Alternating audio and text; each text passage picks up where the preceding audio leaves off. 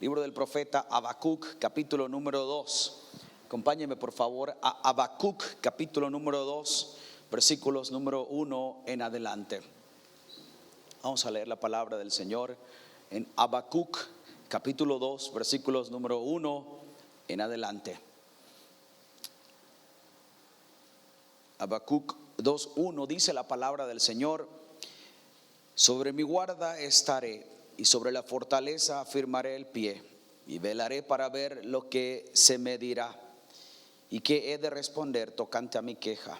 Y Jehová me respondió y dijo: escribe la visión y declárala en tablas, para que corra el que leyere en ella. Aunque la visión tardara, aún por un tiempo, mas se apresura hacia el fin y no mentirá. Aunque tardare, espéralo, porque sin duda vendrá, no tardará. He aquí aquel cuya alma no es recta se enorgullece, mas el justo por la fe vivirá. Padre, hemos venido hoy, Señor, para adorarte, Señor, pero también para escuchar tu mensaje, Señor. Tu palabra es viva, da vida, Señor, a aquellos que atravesamos situaciones difíciles, Señor. Corrige al que está equivocado, liberta al cautivo, produce fe, Señor, la cual es indispensable para vivir nuestro caminar en ti, Señor. Padre, me pongo en tus santas manos, Señor. Te suplico en el nombre de Jesús que me ayudes hoy, por favor, Señor, a comunicar tu mensaje a tu pueblo, Señor, y que este sea edificado por la palabra, Señor. En el nombre de Cristo Jesús oramos, Padre. Amén, Señor, y amén. Un vistazo rápido, así general, al mundo de hoy nos da un panorama, nos presenta un panorama, mis hermanos, de la realidad del mundo en el que ahora vivimos. Vivimos en un mundo que pudiéramos describirlo como un mundo de perversión, un mundo que produce angustia, dolor, tristeza, desesperación, incertidumbre acerca de qué va a pasar en el futuro. Y ante esto le pregunto: ¿cuántos de ustedes, hermanos, tienen algún nivel de preocupación por la realidad del mundo de hoy? A ver, levanten su mano. Sí, algunos nos preocupamos, es normal. ¿Cuántos de ustedes también han pensado: bueno, Señor, ¿hasta cuándo vas a intervenir en el mundo? ¿Algún día, Señor, habrás de hacer algo en este mundo? ¿Cuántos le han preguntado eso al Señor? Saben, la historia de Habacuc es precisamente esa. Este libro es muy particular porque todos los profetas del Antiguo Testamento comienzan hablando un mensaje que Dios tiene para el pueblo. Esa era la función de un profeta. Pero en este caso la cosa es distinta, porque el profeta comienza hablando acerca de sus inquietudes internas, de su preocupación, de su queja. Hay por lo menos 2 o 3 ocasiones en que el profeta se queja contra Dios. Señor, ¿qué pasa? ¿Por qué me hace ver esto? Señor, ¿hasta cuándo? La tercera queja es: Señor, ¿habrás de castigar al pueblo a través de otro pueblo aún más sanguinario que el pueblo de Israel, más pervertido que nosotros? Y entonces este diálogo es lo que vemos en el libro del profeta Habacuc. Y el Señor le muestra a lo largo del libro, hermanos, primero, que Él está en control de todo. Segundo, le dice: he preparado un pueblo para que oportunamente dé su merecido al pueblo que me ha abandonado. Pero también le dice en otra parte, y lo que acabamos de leer, le dice: hay destrucción, el pueblo a quien voy a usar para castigar a mi pueblo es un pueblo orgulloso, envanecido, perverso, y habrá destrucción, de seguro que la habrá. Pero le dice una cosa que es la que hoy quiero enfocar el mensaje. Le dice: mas el justo por la fe vivirá. En medio del caos que el Señor anticipa, hay una cosa necesaria para el pueblo del Señor, y es la fe. Porque el justo vivirá por la fe. Es por eso que el tema que quiero compartir ahora es: edifica la fe o no tendrás de dónde echar mano en el día de la angustia. Edifica la fe o no tendrás de dónde echar mano en el día de la angustia. Usted necesita saber el rol fundamental de la fe en medio del dolor. y del juicio que anticipa, hermano, que la palabra del Señor nos anticipa. Por eso quiero que veamos en primer lugar la perversión del pueblo de Dios. El pueblo del Señor es llamado a ser santo. El pueblo del Señor es llamado a ser luz. El pueblo del Señor es llamado a ser un modelo de creyentes, un modelo de familias, un modelo de comunidad para hacer un impacto en todas las naciones de la tierra. Sin embargo, el pueblo aquí, a estas alturas, en lugar de enfocarse en su cometido, vemos que el pueblo se ha desviado totalmente del Señor. Y aquí entonces vemos, hermanos, por lo menos 5 elementos que representan la total perversión del pueblo. En primer lugar, dice el capítulo 1 en el versículo número 2: ¿hasta cuándo, oh Jehová, clamaré y no oirás? Y daré voces a ti a causa de la violencia. Lo primero que vemos aquí es que el pueblo del Señor, el pueblo santo, se ha convertido en un pueblo violento. La palabra hebrea para violencia es jamás.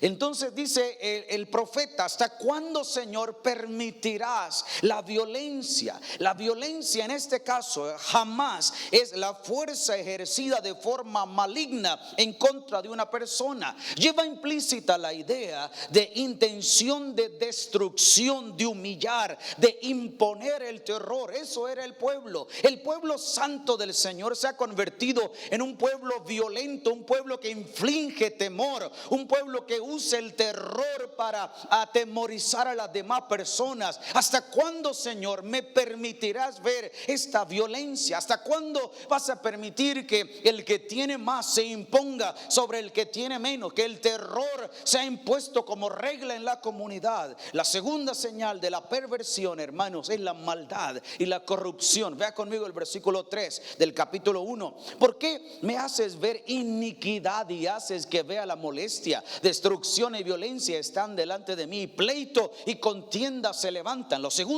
segunda señal, hermanos, de la perversión, del nivel de perversión del pueblo, es la maldad y la corrupción. ¿Sabe?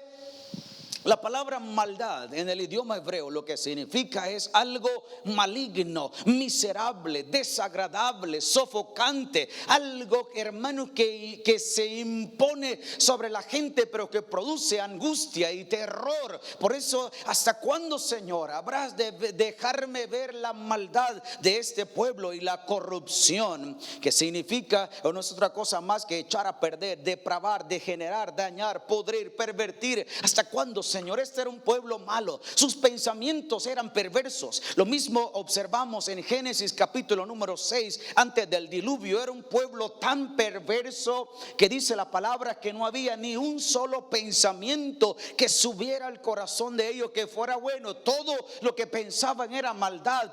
Pasaban horas y horas y horas maquinando cómo destruir, cómo dañar, cómo podrir, cómo acabar con los demás seres humanos. Esa era la conducta. La tercera señal de la perversión, hermanos, es el saqueo y la miseria. Siempre en el versículo número 4 habla precisamente acerca de esto. Habla acerca de el saqueo, la miseria. El pueblo estaba en gran ruina, había una anarquía tremenda. Nadie ponía orden, no existía una ley, sino que se imponía la ley del más fuerte. Otro de las señales, hermanos, es pleitos e injusticia. El versículo 4 en la parte B habla precisamente acerca de esto. Hay maldad por doquiera. La justicia está pervertida. Nadie obra conforme a la ley, sino conforme a sus propios intereses. Además de esto había producido enojo. Había en la gente un sentido de sálvense quien pueda, un sentido de debo imponerme, un sentido de intolerancia, de perversión en la comunidad. Y la quinta señal, hermanos, era la perversión del derecho y la injusticia social. Había una anarquía absoluta. No había manera de que imperara el orden, sino que cada uno imponía sus propias leyes. ¿Le suena esto parecido a la realidad del mundo de hoy? ¿Verdad que sí? ¿Verdad que sí? Esto anticipa, hermanos, entonces, esta realidad del mundo de hoy anticipa el inminente juicio de Dios, del cual vamos a hablar en un instante. Por eso, a raíz de esta ruina social, de esta ruina espiritual, de esta ruina moral, es la queja del profeta Habacuc. Y él se queja en por lo menos tres cosas. Primero, le dice, hermano, el profeta se queja: Señor, no respondes a mi oración. El versículo número 2 del capítulo 1: ¿hasta cuándo, Jehová, clamaré y no oirás? Y daré voces a ti a causa de la violencia y no salvarás. ¿Hasta cuándo, Jehová, no escucharás mi clamor? La primera queja es: Señor, tú no respondes a mi clamor. Has cerrado tu oído a mi clamor. Estoy desesperado. Estoy siendo afectado por la ruina en mi comunidad, en mi sociedad, pero tú no respondes. La segunda queja está en el versículo número 3. ¿Por qué me haces ver la ruina, la maldad, la perversión de este pueblo? ¿Por qué me haces ver la iniquidad y haces que vea la molestia? Cuando yo veo el pueblo santo del Señor, su ruina, su perversión, el dolor, me hace, dice el profeta, que mis huesos se estremezcan. Señor, ¿cómo me haces a mí ver semejante clase de perversión del pueblo santo, de corrupción del pueblo santo del Señor? La tercera queja está en el versículo número 12 y 13, siempre del capítulo número 1. ¿No eres tú desde el principio, oh Jehová, Dios mío, santo mío? No moriremos, oh Jehová, para juicio lo pusiste y tú, roca, lo hiciste andar. Comienza a protestar, a castigar. Le dice: ¿por qué? ¿Por qué, Señor, usarás a un pueblo mucho más perverso, sanguinario y cruel para castigar al pueblo del Señor? Porque ante las primeras dos quejas, el Señor le dice: yo estoy en control y ya tengo preparado un pueblo que habrá de castigar a este pueblo que se ha pervertido. Y entonces el profeta responde: Señor, ¿cómo es posible que habrá de castigarnos, de avergonzarnos por medio de un pueblo mucho más perverso que nosotros? ¿Cómo es posible, Señor? La queja es un elemento que acompaña hoy día a muchas familias, a muchas personas, muchos hermanos en la fe. Hay una constante queja ante lo que aparenta ser el hecho de que Dios no está respondiendo. Hay tristeza, hay dolor. Pero, hermanos, quiero invitarles a pensar sobre una idea fundamental. Lo que ahora estamos viendo en el mundo, la perversión, la ruina, la injusticia, todo lo que ahora vemos tiene una razón de ser. El ser humano le ha dado la espalda a Dios y la ruina es algo natural. Por tanto, el pueblo del Señor debe tener claridad en esto. Si la gente ha abandonado al Señor, el juicio de Dios es inminente sobre la tierra. El juicio de Dios es inminente, y eso es lo que vemos en segundo lugar: el inminente juicio del Señor. Dios le responde al profeta y le dice, en primer lugar, en el versículo 5, Habacuc 1:5: mirad entre las naciones y ved, asombraos, porque haré una obra en vuestros días que aun cuando se os contare no la creeréis. Porque he aquí yo levanto a los caldeos, nación cruel y presurosa, que camina por la anchura de la tierra para poseer las moradas ajenas. Lo primero que el Señor le dice es: Habacuc, estoy enterado y estoy obrando en la situación. Habacuc, no estoy ajeno de lo que está pasando en el mundo. Lo segundo que le dice: he levantado un pueblo, a los asirios, para que disciplinen a mi pueblo que se ha pervertido. Estas son palabras que nadie quiere oír.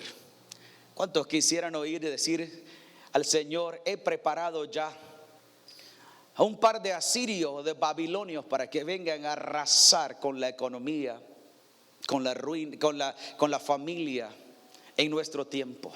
Pero eso es lo que el Señor le dice. En tercer lugar, le describe quiénes son estos pueblos. Los versículos 7 al 11 le dice el Señor: los babilonios son gente cruel, son crueles, son despiadados, se entregan a la guerra, son inmisericordios, son orgullosos. En otras palabras, lo que el Señor le está diciendo a Habacuc es: Habacuc, ya tengo un calzado hecho a la medida para la perversión de mi pueblo. ¿Qué le parece eso? Porque algunos piensan con el pasar de los años que el Señor simplemente ha olvidado aquellas acciones pecaminosas que hemos cometido. Algunos piensan que Dios no está tomando cuidado de la injusticia, de la ruina, de la corrupción, de la perversión que pasa en el mundo de hoy. Sin embargo, debo decirle, no es cierto. El Señor está enterado de cada cosa que pasa en el cielo y en la tierra, porque Él es Dios y Él obrará oportunamente, y ha creado un zapato a la horma suya y mía para nuestra disciplina y castigo. Claro, no queremos oír eso de Dios, porque Dios es bueno y en efecto lo es. Dios es santo y lo es, 3 veces santo. Dios es amor y misericordia y lo es. Pero Dios también es fuego consumidor que castiga con severidad a una persona, a una familia, a una iglesia, a una nación que se desvía del Señor. Dios le castiga. Por eso, hermanos, si usted ha pensado que va a escapar de la ira de Dios, no lo hará. La costumbre de los latinos es evadir todo. Siempre estamos evadiendo. Algo no está bien en la escuela, cambiamos al niño de la escuela. Me deja la novia, me voy a los Estados Unidos. No me gusta esto, me voy para allá. Siempre estamos, aún en la iglesia es bastante común. Por ejemplo, se dice un dato estadístico: el 80% de los creyentes que se congregan en las diferentes iglesias, especialmente en las ciudades, vinieron de otras iglesias por cualquier problema. Algunas veces los problemas son, es decir, el traslado es justificable. En otros casos no lo es. Supe, por ejemplo, de que alguien estaba congregándose en una iglesia con la amante. Y cuando le llamaron la atención: hermano, esta conducta es inapropiada a los santos del Señor, no puede ser. Entonces esta persona estaba tan molesta y dijo: no, esta iglesia es legalista y cuadrada, no puede ser, me voy de aquí. Donde quiera que vaya, el problema le va a acompañar. Y lo que está haciendo, ¿sabe qué es? Llenando la medida. Hoy o mañana el juicio del Señor vendrá, y vendrá con severidad, porque ese es nuestro Dios. Dios no puede ser burlado en su justicia. No puede ser burlado en su justicia. Dios es santo y su pueblo es llamado a ser santo. Si usted está pensando huir, si usted se fue al extranjero pensando que el problema lo ha solucionado, el zapato ya está hecho para su pie. Y hoy o mañana vendrá el juicio del Señor sobre aquellos que piensan que pueden burlar al Señor. Eso es lo que Dios le está diciendo al profeta Habacuc.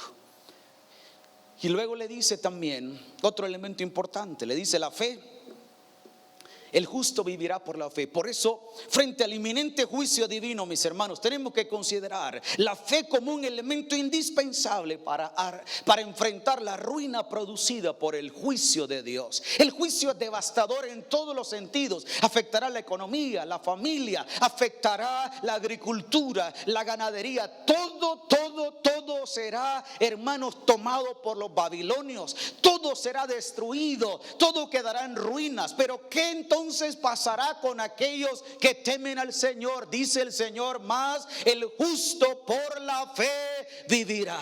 Y es aquí donde tenemos que echar mano, hermanos, y dedicarnos a edificar nuestra santísima fe, porque frente a la ruina del mundo de hoy solo hay una cosa que será nuestro sustento, nuestra protección, nuestro cuidado, nuestra sombría, es nuestra santísima fe en Cristo Jesús, nuestro Salvador. El justo vivirá por la fe. Ahora, ¿qué es la fe? Más allá de lo que dice Hebreos 11. En el Antiguo Testamento, la fe tiene varios significados. El primero de estos, la fe, hermanos, es el resultado de conocer la firmeza y la estabilidad que se derivan de Dios. Dios es justo, Dios es fiel, Dios es poderoso, Dios es real, Dios es santo, Dios es amor. Por eso mismo, estos atributos de la naturaleza de Dios dan a su pueblo, dan al justo la certeza para estar confiado. Deuteronomio capítulo 7, versículo 9 dice: sabed pues que Jehová vuestro Dios es Dios. Él es el Dios fiel que guarda su pacto de amor hasta 1000 generaciones de los que le aman y guardan sus mandamientos. Entonces la fe, cuando el Señor dice: mas el justo por la fe vivirá, lo que está diciendo es: en medio del dolor, en medio del caos, en medio de la ruina global, hay una cosa que será necesaria, y es la fe. ¿Por qué? Porque la fe produce confianza en aquellos que se enfrentan al mundo, produce confianza porque el que ha dicho que estará con nosotros, Él será fiel, porque Él es bueno y Él es nuestro Dios y no nos desamparará a pesar de. Lo segundo, hermanos, del significado de la fe en el Antiguo Testamento es el estado de alguien que necesita y depende del Señor. Esto habla del acto de humildad. El que confía en el Señor no será avergonzado. El que clama al Señor será oído en el día de la angustia. Entonces la fe tiene que ver en el Antiguo Testamento con esa búsqueda, pero en base a la humillación. Señor, no puedo. La palabra enos literalmente significa uno que es frágil. Por eso cuando Enos estaba en una condición similar al pueblo que describe la palabra en Habacuc, dice la palabra: e invocó Enos el nombre de Jehová. Ese invocar es un clamor por ayuda. Todo se está desmoronando, todo se está acabando, pero en medio de esto yo sé a quién debo acudir, porque yo sé en quién he confiado. Y aunque todo se desmorone, mi esperanza está puesta en Jehová. Señor, atiende mi clamor. ¿Cuánto le han dicho eso al Señor alguna vez? Señor, atiende mi clamor, atiéndeme que perezco, casi desfallezco. Eso es fe. La fe en el Antiguo Testamento, mis hermanos, es el sentimiento de seguridad de un individuo derivado del poder de su Dios. Por eso encontramos en el Señor atributos preciosos que nos describen o que nos hacen comprender mejor quién es nuestro Dios. Quiero preguntarle: ¿cómo conoce usted a Dios? ¿O qué conoce usted de Dios? Dios es Dios, sí. Es bueno, sí. Es justo, sí. Es santo, sí. Pero ¿sabía usted que el Dios a quien servimos también es un Dios sanador? ¿Sabía usted que el Dios al que servimos también es un Dios proveedor? ¿Sabía usted que el Dios al que servimos es un Dios roí, que significa mi pastor? Por eso puedo caminar en medio del valle de la sombra y de la muerte sin preocupación, porque mi pastor camina a mi lado y me sacará en victoria. ¿Sabía usted que el Dios al quien servimos es un Dios que pelea nuestras batallas? ¿Sabía usted que Dios está con nosotros como poderoso gigante y Él camina con nosotros? ¿Sabía usted que el Dios al que servimos es el que derriba las murallas para que el pueblo tome posesión de la tierra? ¿Sabía que el Dios al que servimos es un Dios que abre el mar para que su pueblo pase en seco, para que se cumpla el propósito de Dios? Ese es nuestro Dios. Por eso, hermano, en medio de toda la ruina, ¿qué es lo que dice el profeta, el del Señor? El justo vivirá por la fe. ¿Qué significa? El justo, aunque todo esté bajo el juicio del Señor, podrá tener un sentimiento de seguridad, porque sabe en quién ha confiado. En otras palabras, el que habita al abrigo del Altísimo morará bajo la sombra del Omnipotente. Y aunque caigan a su lado 1000 y 10,000 a su diestra, a ti no llegará, porque Jehová estará contigo. Esa es seguridad. El salmista lo decía: aunque un ejército acampe contra mí, no temerá mi corazón. Claro, esto demanda una fe más allá de algo racional. Es una fe bíblica. El mundo entero se desmorona y yo estoy durmiendo en paz. Soy el lamento allá, el grito, el quejido, pero yo estoy tranquilo porque Jehová está conmigo. Eso es lo que el profeta es lo que el Señor está diciendo a través del profeta. En último, hermanos, la fe en el Antiguo Testamento significa la persistencia, la esperanza y la espera en el Señor. No me muevo, Señor. Dijo Moisés al pueblo que estaba desesperado, quejándose: ¿para qué nos trajeron aquí? Debemos regresar a Egipto. Allá había melones y carne y ejotes, y aquí vamos a morir de hambre. ¿Para qué? Y entonces dijo Moisés: quédense quietos, esperen y vean la salvación de Jehová. Eso es fe. Sí, es verdad, el mundo está en ruina. Sí, es verdad, los pronósticos, lo que anticipan, es una realidad. El mundo entero ha entrado en una caída estrepitosa que no hay retorno. No la hay, porque estamos en el tiempo de principio y de dolores. Pero entonces, ¿qué voy a hacer? Afanarme de ninguna manera, porque yo sé en quién he confiado, dijo el apóstol Pablo. ¿Qué voy a hacer? Clamar al Señor. Por eso, hermanos, es necesario. La fe nos habilita para persistir, para esperar confiadamente en el Señor sin perder los estribos. Esto nos lleva a aprender por lo menos 4 lecciones fundamentales que quiero compartir con ustedes.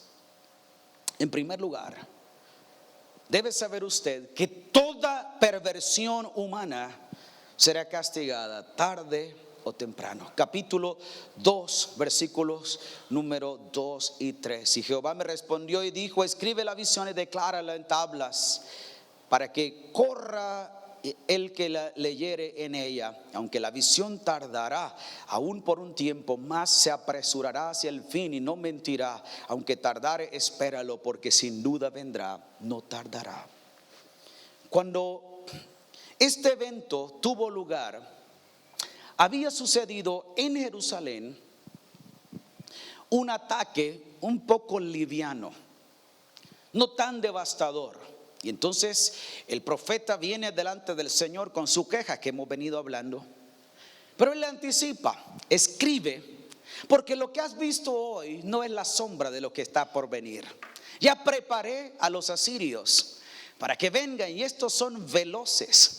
Los asirios son sanguinarios, son crueles, son inmisericordios, tienen ejércitos preparados para la guerra y conquistan y arrasan con todo a su paso. Por eso escribe, aunque tardare un poquito en concretarse, el juicio llegará, porque de seguro llegará. Quiero decirle una cosa, mi hermano: toda la perversión humana será castigada hoy o mañana. Usted dice: mire, pero es que la corrupción es tan elevada. Mire aquí, mire allá, mire aquello. Uno se asombra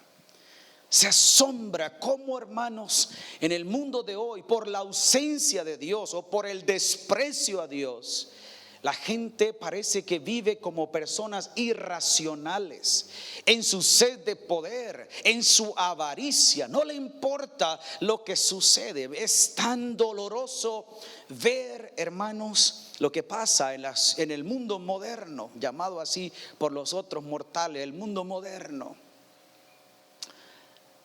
Estaba hace unas semanas atrás en la ciudad de Washington, y ahí frente al Capitolio, en el Parque Central, cantidad de tiendas de campaña, gente drogándose, caminando como zombies por el efecto de la droga.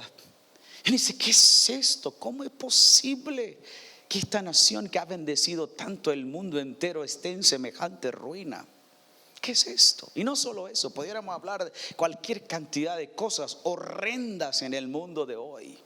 Sin embargo, le digo una cosa: no tenga la menor duda que el juicio del Señor está a la puerta, hoy o mañana. El juicio del Señor es inminente, como leyó, hermanos, el pastor Asbun hace un momento al inicio del servicio. Hermanos, el Señor es paciente, no queriendo que nadie se pierda. Sin embargo, llegará un momento, como lo dijo a través del profeta Jeremías: aunque este pueblo clame, aunque se lamente, aunque busque, aunque gima, ya no hay para él misericordia. misericordia. El pueblo que salió de Egipto no logró entrar a la tierra prometida. ¿Por qué? Porque habían caído en pecado. Dios dijo: esta generación de incrédulos que se han levantado contra mí en 10 veces no entrarán a la tierra prometida. ¿Sabe por qué? Porque Dios, como es amor, también es juez fiel y justo, y Él, hermanos, cumplirá su palabra. ¿Está usted siendo víctima de la injusticia en su trabajo, en su casa, en la sociedad donde vive? Espere, sus ojos mirarán la ruina producida por el pecado, la injusticia y la perversión de los que no tienen temor del Señor. La gente piensa: no, Dios está dormido. Dios no duerme. Dios no le importa. A Dios sí le importa.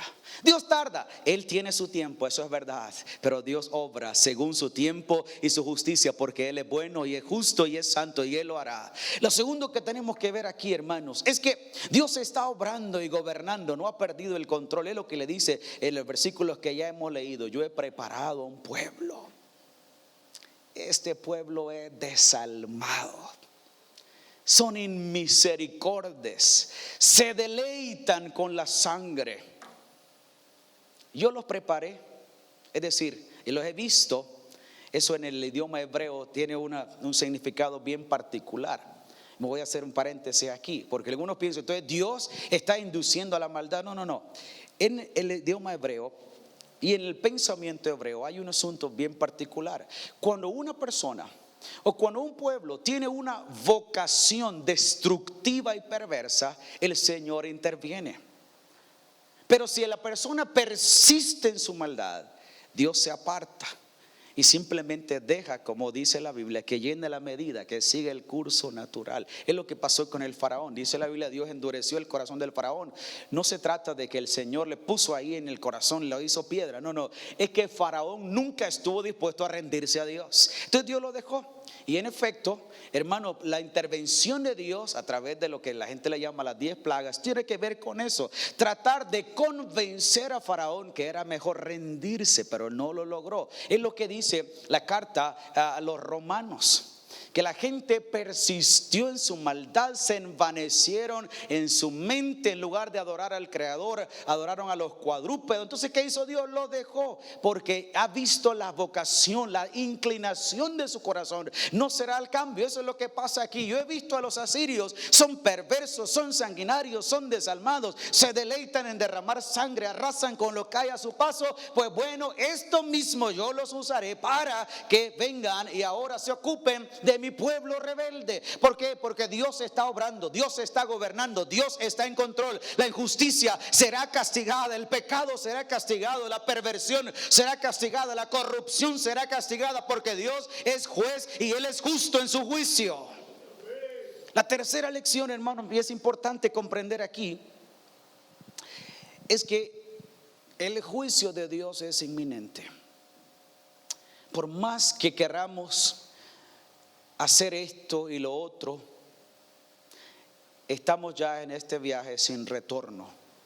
Como cuando una mujer comienza en labor de parto, es simplemente eso terminará cuando el bebé nazca. Por eso debo anticiparles lo que dice la Biblia.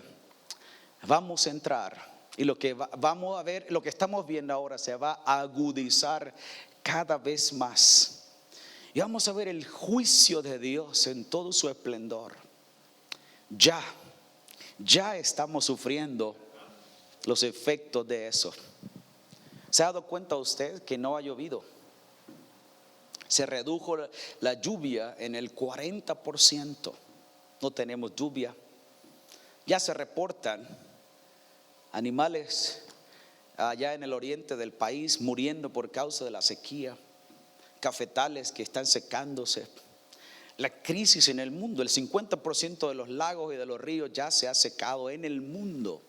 Nosotros antes vivíamos en Asia y hay un mar ahí, se llama el mar Aral. Se evaporó en 10 años. No existe más que arena donde antes estaba el mar Aral. Entonces, todo lo que estamos viendo, la crisis económica de una manera, hermano, que no hemos visto en el pasado. Las guerras, la ruina, la perversión de la humanidad, la manera en cómo se destruyen los unos a los otros por las drogas, por la avaricia. Todo esto ha hecho un caos y seguirá agudizándose cada vez más, de tal manera que así como el hombre ha entrado en esta carrera de desprecio, de abandono de Dios, Dios tiene que poner un alto por honor de su justicia. No sé si ustedes han leído las noticias, pero esta semana en el estado de Utah se canceló la lectura de la Biblia, argumentando que la Biblia es un libro de violencia y de pornografía. Sin embargo, en otros estados se está adorando y promoviendo la adoración abierta a Satanás. En los kindergartens, en otros lugares, lo que van son personas que tienen una conducta moralmente desviada para enseñar perversión, para adorar a Satanás. Hermano, el juicio del Señor es inminente sobre la tierra. ¿Cuántos están preparados para decirle: Señor, por la fe voy a pasar esta prueba, esta tormenta? Preparémonos. El juicio de Dios es inminente. Ahora quiero brevemente hablarles acerca de los propósitos del juicio de Dios, porque este es un instrumento que el Señor utiliza cuando la conducta de su pueblo y de una nación pecadora ya es algo que no tiene remedio. Como cuando nosotros en casa tenemos instrucciones para nuestros hijos y vamos limitándoles de ciertas cosas, pero llega el momento en que tenemos que ejercer disciplina, porque de otra manera se nos pervierten. Eso es lo que está pasando aquí. El juicio del Señor es su último instrumento para ponerle un paro a una nación, a una familia, a una persona. Y tiene los siguientes propósitos. Número 1, sacar a luz o mostrar nuestro propio carácter. Porque siempre la tendencia humana es pensar que estamos bien. Este pueblo decía: pero estamos bien. En Isaías el profeta se lo dice: ustedes vienen a mí y en la luna nueva traen sacrificio y traen carneros y hacen esto y lo otro. Les dice: estoy hastiado de sus fiestas. ¿Por qué me traen estos animales con manos manchadas de sangre? Oprimen al huérfano, a la viuda. Son mentirosos, son una nación derramadora de sangre. ¿Piensan ustedes que me van a dar garabato? Eso lo digo yo, no la Biblia. Me van a dar garabato a mí trayéndome un carnero, pero su corazón está podrido. No se puede. Entonces el juicio del Señor es para que la gente diga: Dios mío, no me había dado cuenta. El segundo propósito, hermanos, del juicio del Señor es que ilumina nuestra necesidad de un gran sumo sacerdote. Nos hace ver que necesitamos de alguien que expíe, que tome nuestro lugar en la cruz. Y esto era el sentido en el Antiguo Testamento. Las historias del Antiguo Testamento apuntan a nuestra necesidad desesperada de Dios, que por más que haga, no consigo llenar la medida que satisface a Dios. Por eso es la necesidad de un Salvador. El tercer propósito del juicio del Señor es darnos a conocer la persona y el carácter del Señor. El juicio de Dios enseña que Dios es perfecto, que es santo, pero que también castiga al pecador. El juicio de Dios, en cuarto lugar, hermanos, siempre es inseparable al amor, porque el propósito del Señor es que ninguno se pierda, sino que todos procedan al arrepentimiento. ¿Por qué ahora los asirios vendrán y harán barbaridades con el pueblo? Es la horma de su zapato, para que este pueblo entre en acción o reaccione, realice el daño, la maldad y la perversión. Por eso en el Antiguo Testamento, hermanos, siempre se apunta a la salvación del pueblo de Dios. Y para nosotros tiene que ver el juicio con llevarnos a comprender que hay que humillarnos delante del Señor, porque si mi pueblo se humillare, sobre el cual mi nombre es invocado, y oraren y se convirtieren, hermanos, entonces yo oiré desde los cielos y sanaré su tierra y perdonaré sus pecados. Por eso es que el justo vivirá por la fe. Por eso, hermanos, otra lección que aprendemos aquí es que es tiempo de afirmar nuestra fe. El justo en medio del caos vivirá solamente por su fe. ¿Qué significa esto? que la fe llega a ser, en medio de un tiempo de gran ruina como la que estamos viviendo y la que vamos a vivir posteriormente, hermanos, la fe llega a ser un escudo protector frente a la severidad del juicio. Por eso en el Éxodo mandaron al pueblo a ponerle la sangre en los dinteles, porque el ángel de la muerte pasaba, pero el pueblo era protegido. El pueblo del Señor siempre estará seguro. El pueblo del Señor estará confiado en su Señor. El pueblo del Señor será guardado siempre. Por eso necesitamos fe. Ahora la pregunta es, ¿cómo es su fe ahora? Si tuviéramos que evaluarla, ¿cuál es la calidad de su fe? Esa es la pregunta, porque sin fe es imposible agradar a Dios. El justo vivirá por la fe cuando los babilonios se levanten y arrasen con todo a su paso, pero el justo vivirá por la fe. Entonces le pregunto, ¿cómo es su fe ahora? ¿Tiene la fe suya la capacidad de sostenerle en medio de la severidad del juicio de Dios? Hermanos, solo la fe podrá guardar nuestros pensamientos en paz en medio de la ruina del mundo en el que vivimos. Solo la fe en Dios nos hará estar enfocados en la gloria del Señor y depender de Él plenamente. Yo estoy confiando en que esta ruina del mundo va a hacer a la iglesia, nos va a sacudir. ¿Cuántos creen eso? Nos va a sacudir y nos va a llevar a los pies de la cruz, humillados delante del Señor. Y será un tiempo para que miremos la gloria de Dios. Solo la fe. Por eso es que la necesitamos, hermanos. Entonces déjeme terminar reafirmando, número uno, que todo el mundo será alcanzado por los efectos de la ira de Dios. Naciones poderosas llegarán a estar subyugadas. Gente orgullosa tendrá que bajarse de las alturas y comer polvo. Pecadores que ahora piensan, ni necesito yo de Dios, ya los verá corriendo al altar, humillados, arrepentidos. De alguna manera va a afectar. La segunda es que el propósito de Dios es nuestra salvación aún en medio de la ira. Esa es una cosa gloriosa de nuestro Dios. Él es santo, pero Él es amor. Él está, hermanos, interesado en nuestra salvación. A pesar de que el juicio tiene que suceder como una manera correctiva, el propósito del Señor es que regresemos a Él. ¿Cuántos dan gloria al Señor por eso? Porque no quiere que nos perdamos, sino que regresemos al buen Señor. Y lo tercero, hermanos, es que hoy es tiempo de edificar nuestra fe. Es tiempo de dedicarnos a edificar nuestra fe, o de otra manera no tendremos reserva para el día del juicio. ¿Dónde me escondo? No habrá dónde. ¿A quién voy? Si no tiene la fe suficiente, no tendrá de dónde echar mano. De ahí entonces el tema de hoy, hermanos, edifica la fe o no tendrá de dónde echar mano en el día de la angustia. Hoy es el día de decirle, Señor, quiero dedicarme a cultivar la fe, que viene como resultado de dos cosas. Número uno, de conocer a Dios, su carácter, su persona, su obra, sus propósitos. Y número dos, de un estudio diario de la palabra con el fin de ser edificado por ella. De que mirarla como espejo y decir, la Biblia dice que yo necesito cambiar esto y esto y esto. Señor, por la fe en Cristo me santifico, renuncio a este pecado, abandono esto, Señor, porque quiero santificarme delante de ti, quiero vivir para ti.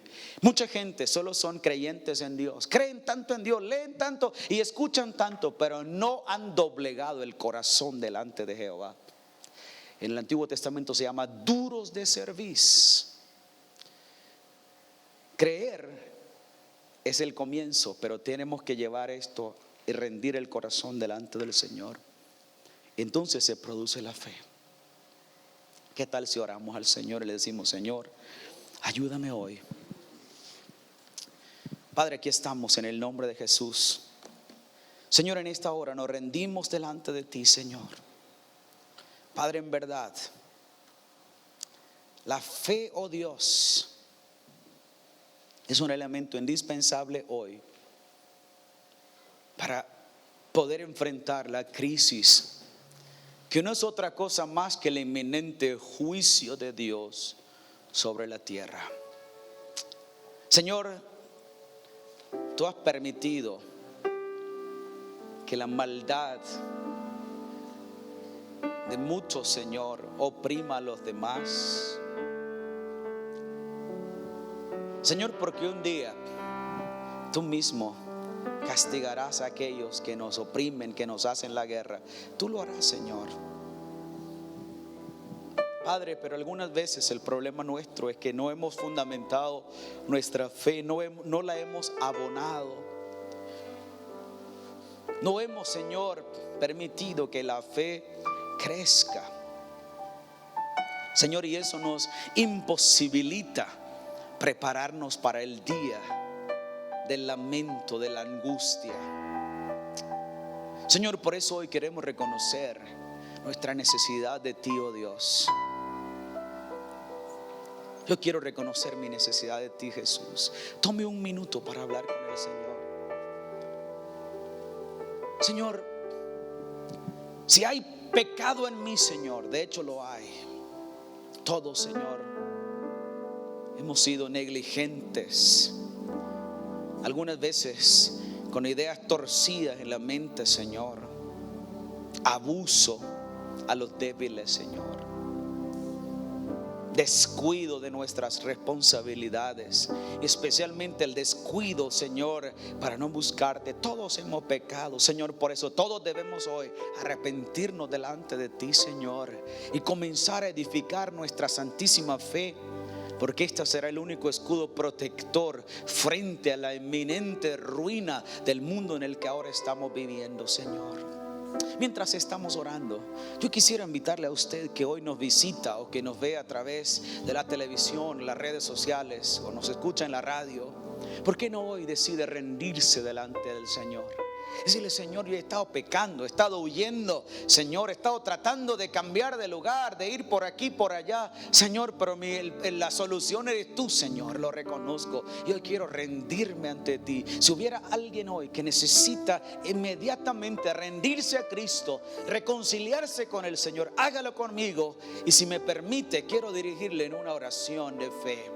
Ore conmigo esta oración de fe. Solo si usted siente la necesidad de despreciar a Barrabás de su vida, de sacarlo y de entregarle su vida a Cristo, ore conmigo esta oración. Dios eterno, reconozco que he pecado contra ti, Señor. Te he despreciado, Señor. He sido negligente, he pervertido el derecho, Señor. He sido inmoral. Mas, Padre, hoy me arrepiento de todos mis pecados con que te he ofendido. Señor, me duele haber pecado contra ti, Jesús. Señor, hoy pongo mi confianza en Cristo. Sé que su sacrificio perfecto es suficiente para que yo sea perdonado. Señor, creo en Jesús y por la fe en su sacrificio recibo el perdón de todos mis pecados. Límpiame, Señor, con tu sangre, en el nombre de Jesús. ¿Habrá alguien en esta hora que ha entregado su vida a Cristo, se ha reconciliado con el Señor? Levante su mano si hubiera alguien.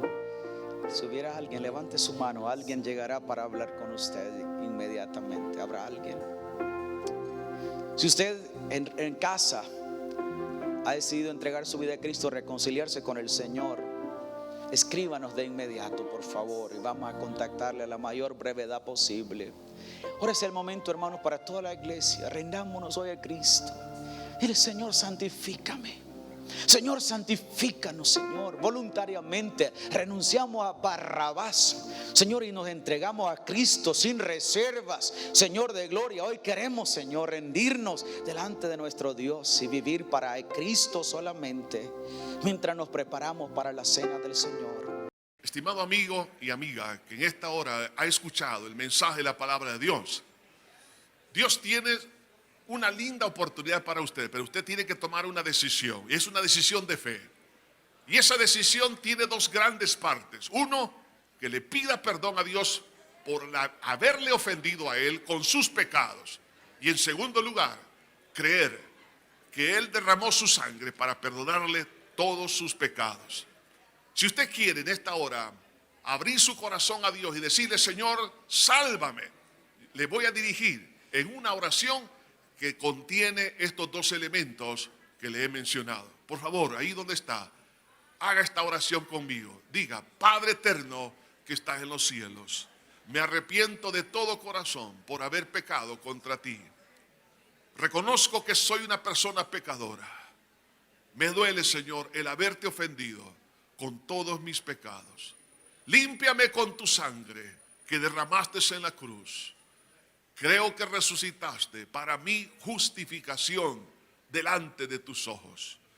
Por ello, Señor, te abro mi corazón y te recibo como mi único y suficiente Salvador.